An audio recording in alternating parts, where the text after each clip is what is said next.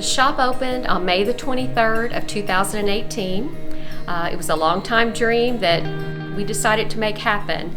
I had worked a job for 31 years at the YMCA as the membership director, and I decided this is something I had wanted to do for a long time and just went for it, and it's been a blessing ever since. I felt like it was a great need. There's very few wig shops in the tri-state, and I wanted women to have options that are going through hair loss or thinning hair or who just want wigs for fashion. I had gone through a situation with my mother wearing a wig. I'd lost both my parents to cancer, so I had a passion there for people who were going through that type of illness. What I have found since I've opened the shop is thinning hair for women is a very common thing. I did not realize that. I've had just as many women come in whose hair is starting to become thin, as well as women who are going through chemo who have lost their hair due to an illness. Medication causes hair loss. Alopecia is an autoimmune disease that causes hair loss. And I just knew firsthand there is a need, and I decided that I want people to have options. It was very important to me to have styles that were modern and that looked good, that women were going to feel confident when they walked out, not just get a wig, but a wig that they felt good in and looked good in. There's all different types of options as far as wigs out there, and I want women to know when they come in the different options there are. And it's important to have a place that they feel comfortable coming to. And therefore it was important to me to have a room that was a private area that women could go in, try wigs on, and feel comfortable and have some privacy and make their decision. You can purchase about anything online now, and there are a lot of wig shops and options out there for people to purchase online. But you don't know what you're getting as far as the style, how it's going to look on you, what the color is going to look like, if it's a good fit. And along with that comes sending the wigs back if they will accept a return. Here you can try on as many styles as you like. You can see firsthand if the style is good for you or not.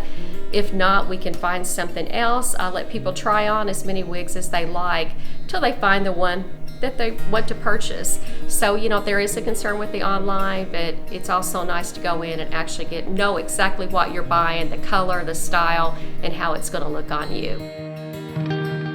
Wigs come in different sizes. Majority of wigs come in an average cap, and that fits most heads. And wigs are adjustable. All wigs are adjustable by Velcro or clips. But there are women who need a petite cap, so we may have to measure their head to see if they need a smaller cap. And there are large caps. The only thing is not all wigs come in petite and not all wigs come in large caps, but they all do come in an average that are adjustable. So it's important to get a fit that fits your head. If not, you're not going to be happy, you're not going to wear it. So it's really important that you do get a wig cap that fits your head.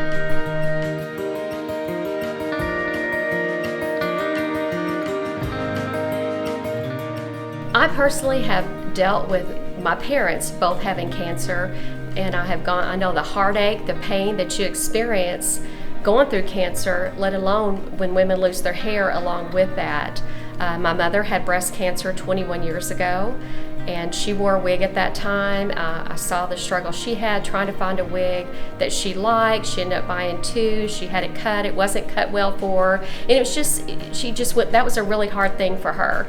So when people come in, it's important to me that, I want them to know I know the pain of going through cancer, because I've dealt with it with my parents, and it is a struggle. So my heart's there for them when they come in, for them to know that, I understand the heartache you're going through as well as losing your hair on top of that.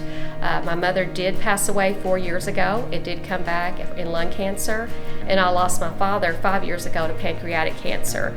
So that is a heartfelt thing for me when people come in. I've made a lot of close bonds with some of my ladies who have come in that are dealing with cancer, because we just have a connection. I know what their heart, I can usually tell the look on their face if they come in a group, which one is needing a wig, because they're struggling with the hair loss as well as the diagnosis.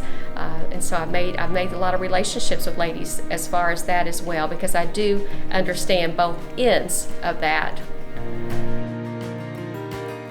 with losing both of my parents, I still struggle with their loss. My mom was 70, my dad's 71, but my husband always tells me the reason it hurts you so bad is because you love them so dearly.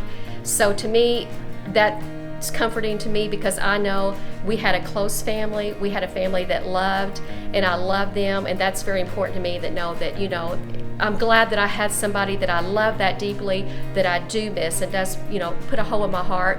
But I know that we will get together again, and it is comforting to me to know that we did have a family that loved, and we do care, and that, you know, you're there for the person that's struggling because they are having a hard time. Be there for them, give them comfort, pray for them, give them encouragement, and that's, you know, that's my best advice to somebody, because it is, love that person, and it will hurt. If you truly love them and you have a close family, it's going to be hard, but you will get through it, and you'll have great memories, and that's, you know, something nobody can take away, not even cancer.